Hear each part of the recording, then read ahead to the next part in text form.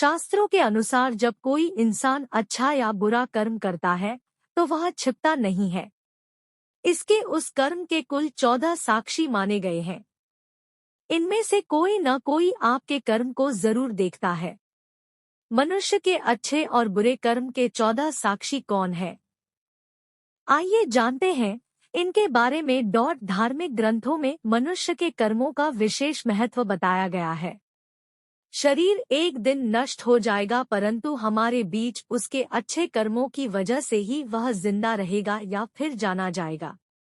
पृथ्वी पर मनुष्य अच्छे और बुरे दोनों तरह के कर्म करता है। अच्छे कर्मों को पुण्य और बुरे कर्मों को पाप के रूप में जाना जाता है। वेद पुराणों में इस विषय को धर्म और अधर्म से जोड़कर बताया गया। धर्म का मतलब पुण्य से और अधर्म का मतलब पाप से जोड़ा गया है।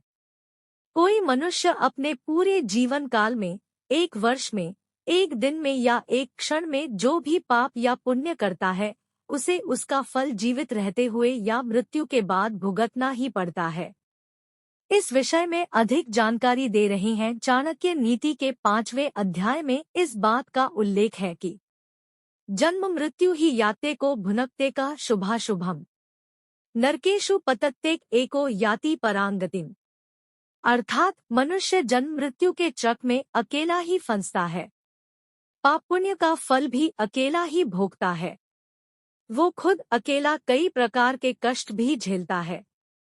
यहाँ तक कि मोक्ष की प्राप्ति भी अकेले को ही होती है, क्योंकि इस दुख को उसके माता पिता, भाई बंधु, सगे संबंधी कोई नहीं बांट सकते। आपके पाप पुण्य का साक्षी कौन है?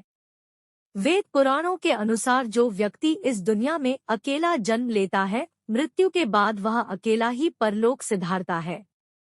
उसके अपने परिजन मुक्तिधाम जाने से पहले ही छूट जाते हैं।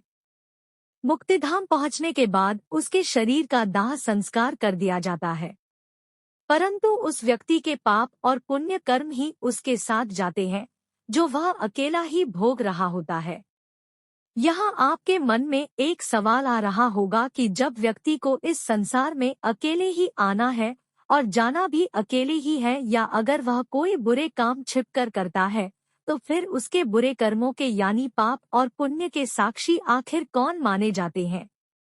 14 साक्षी होते हैं। पाप पुण्य कर्म के शास्त्रों के अनुसार जिस तरह चंद्रमा दिन में और सूरज रात में नहीं दिखाई देता, परंतु दोनों में से कोई एक हर समय जरूर रहता है, वहीं जिस तरह अग्नि लगातार नहीं जलती है, ऐसे ही संसार में कुछ तो ऐसा है जो हमेशा व्यक्ति के साथ मौजूद रहता है।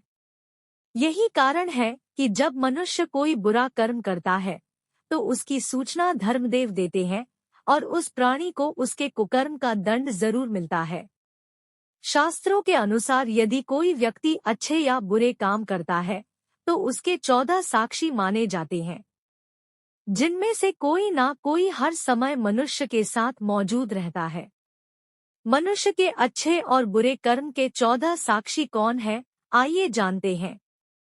दिन, रात, सूर्य, चंद्रमा, अग्नि, पृथ्वी, जल, वायु, दिशाएं, धर्म, काल, संध्या, आकाश और इंद्रियां।